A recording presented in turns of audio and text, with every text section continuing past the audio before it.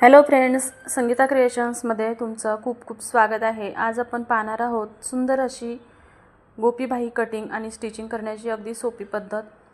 आता इथे थोडीशी वेगळी पद्धत आपण यूज करणार आहोत। तर मी इथे जेवढं स्लीव्ज आहे त्यामध्ये मी मार्किंग करून घेतलेलं आहे। डबल स्लीव्जचं आपण सोबत कटिंग केलेलं आहे। तर ही जी तयार स्लीव्ज आहे यापेक्षा मी हे जे ब्लाउजचं कापड घेतलेलं आहे ते डबल घेतलेलं आहे, कारण आपण इथे प्लेट्स टाकणार आहोत त्यामुळे डबल कापड लागतं। त्यामुळे ज्यावेळेस आपण गोपीबाही किंवा फुगाबाही बनवतो त्यावेळेस ही गोष्ट लक्षात ठेवायची की नेहमीच्या ब्लाउजपेक्षा जास्त कापड आपल्याला आवश्यक असतं आणि उंचीला पण अर्धा किंवा पाऊण इंच आपण कापड एक्स्ट्रा घ्यायचं आहे। इथे पाऊण इंच कापड मी पूर्ण तयार स्लीव्जपेक्षा पाऊण इंच मी एक्स्ट्रा घेतलेला आहे, कारण ज्यावेळेस आपण प्लेट्स टाकतो त्यावेळेस प्लेट्सच्या आकारामध्ये हे कापड कमी पडू शकतं, म्हणून पाऊण ते 1 इंच तुम्ही एक्स्ट्रा घेऊ शकता। तर बाजूने ओपन बाजूने मी 4 इंचावरती मार्किंग केलेलं आहे आणि इथे आपण देणार आहोत कट, कारण हे जे मार्जिन केलेलं असतं आपण हे फिटिंगमध्ये जाणार असतं, इथे प्लेट्स टाकण्याची गरज नसते। तर आता दोन्ही बाजूने मी कट देऊन घेतलेले आहे आणि या कटपासून पुढेच आपण छोट्या छोट्या प्लेट्स टाकून घ्यायच्या आहे। आता प्लेट्सची जी काही रुंदी असते ती एकदम छोटी छोटी घ्यायची, म्हणजे स्लीव्जला जो पप आहे तो व्यवस्थित येतो। आता ही प्लेट्स मी छोटे छोटे टाकून घेत आहे, जिथपर्यंत आपण 4 इंचावरती मार्किंग केलेलं आहे आणि कट दिलेला आहे तिथपर्यंत हे मी कटपर्यंत प्लेटी टाकलेल्या आहेत। आता आपण स्लीव्ज ठेवून पाहिजे तर ते व्यवस्थित वाटते।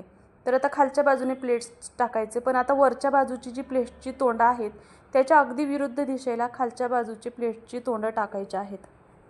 तर इथे ही जी प्लेट्सची तोंड आहेत ही अगदी मी विरुद्ध बाजूने टाकत आहे। याने काय होतं की स्लीव्जला पप छान येतो आणि तुम्हाला जर स्ट्रेट फुगाबाही किंवा गोपीबाहीचं कटिंग हवं असेल तर तुम्ही त्याचा व्हिडिओ मी डिस्क्रिप्शनमध्ये देईल, तो तुम्ही पाहून घेऊ शकता आणि त्या पद्धतीने तुम्ही बनवू शकता।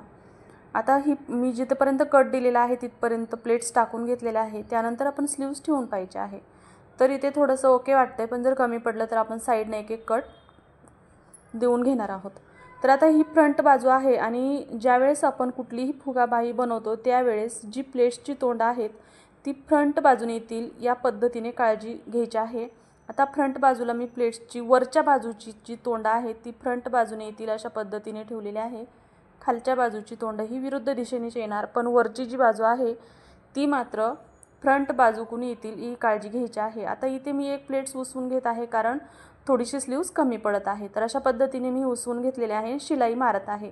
तुम्हाला जर ह्या बाजूने शिलाई मारायला प्रॉब्लेम येत असेल तर तुम्ही उलट्या बाजूनेही शिलाई मारू शकता, तेही मी तुम्हाला दाखवते। आता या बाजूनेही थोडंसं कमी पडत आहे, तर इथेही आपण या बाजूने सुद्धा एक प्लेट्स उसवून घेणार आहे, म्हणजे कापड कवर होऊन जाईल। तर हे अशा पद्धतीने हे उसवून घेतल्यानंतर आता आपण हा पार्ट आहे हा उलटून घ्यायचा। इथे तुम्ही पिन वगैरे लावू शकता तुम्हाला गरज असेल तर। तर आता मी इथं पिन लावणार नाही, मी तुमच्यासाठी उलट्या बाजूने करून तुम्हाला कशा पद्धतीने शिलाई मारायची आहे ते दाखवत आहे। आता इथे आपण जे अस्तरवरती जे परफेक्ट कटिंग केलेलं आहे त्या पद्धतीने तुम्हाला शिलाई करून दाखवत आहे। पण बऱ्याच वेळा काही मैत्रिणींना बिना अस्तरची गोपीबाही हवी असती, त्यावेळेस तुम्ही अशा पद्धतीने अस्तर लावू शकत नाही, पण आपण पेपरवरती कटिंग करायचं आहे, पेपर ठेवून घ्यायचा आहे, चारी बाजूने शिलाई मारायची, त्यानंतर पेपर कटिंग करून घ्यायचा, स्लीव्जचा आकार कट करून झाल्यानंतर मग पेपर कट करून घ्यायचा आहे आणि मग अशा पद्धतीने गोपीबाही तयार होते। त्याचाही व्हिडिओ मी चॅनलवरती ऑलरेडी अपलोड केलेला आहे, त्याची लिंक मी डिस्क्रिप्शनमध्ये देईल। तर ज्यांना बिना अस्तरची गोपीबाही बनवायची असेल त्यांनी तो व्हिडिओ पाहावा। तर अशा पद्धतीने स्लीव्जचं तर आपण पप देऊन झालेला आहे। आता आपण खाली वापरणार आहोत पट्टी। तुमच्याकडे जर लेस असेल म्हणजेच बॉर्डर असेल ब्लाउजची तर तुम्ही तीही यूज करू शकता, पण आता इथे बॉर्डर नाही तर मी जे अस्तरचं कापड आहे त्याचीच मी पट्टी बनवलेली आहे। इथे तुम्ही पाहू शकता 1.5 इंच अंदाजे रुंदीची पट्टी घेतलेली आहे। तिला खालच्या बाजूने स्लीव्जच्या अस्तरच्या बाजूकडे ठेवून आधी शिलाई मारून घेतली, मग ही पट्टी पलटून घेतली आहे। वरच्या बाजूने 1/4 इंच शिलाई मार्जिन घ्यायची आहे आणि शिलाई मारून घ्यायची आहे। ही पट्टी आतमध्ये फोल्ड करायची आहे। ही पट्टी आपण खरं तर फिनिशिंगसाठी वापरलेली आहे। आता हे अशी अर्धा इंच रुंदीची तुमची ही पट्टी तयार होईल। आता या पट्टीवरती आपण साडीवरती मॅचिंग अशी लेस वापरणार आहोत ब्लाउज स्लीव्जला। तर माझ्याकडे साडीचं बॉर्डर आहे पोपटी कलर, तर मी इथे ती स्लीव्ज वापरणार आहे। आता मी ते 1.5 इंच दोन्ही बाजूने सिलाई मार्जिन सोडत आहे आणि ही सिलाई मार्जिन सोडून त्यापुढे मग आपण ही लेस वापरणार आहोत। तर हे अशा पद्धतीने मी साडीवर मॅचिंग अशी लेस घेतलेली आहे आणि ती इथे मी स्लीव्जला जोडून घेत आहे। तर मैत्रिणींनो, तुम्हाला हा व्हिडिओ आवडलाच असेल तर व्हिडिओला लाईक करा, शेअर करा। तुमच्या नवीन मैत्रिणी असतील तर त्यांना अवश्य शेअर करू शकता। अगदी सोपी पद्धत आहे ही शिलाईची।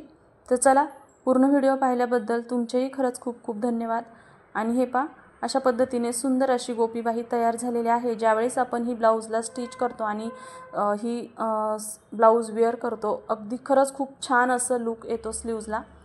तर हे अशा पद्धतीने मी तुम्हाला पिन लावून दाखवते ॲक्च्युली स्लीव्ज घातल्यानंतर कशा पद्धतीने पप पडेल। तर हे पहा, खूप सुंदर असा पप स्लीव्जला तयार झालेला आहे। हे पहा। तर चला, पूर्ण व्हिडिओ पाहिल्याबद्दल तुमचेही खरंच खूप खूप धन्यवाद। सर्वांचा दिवस शुभ जावो। सर्वांना श्री स्वामी समर्थ।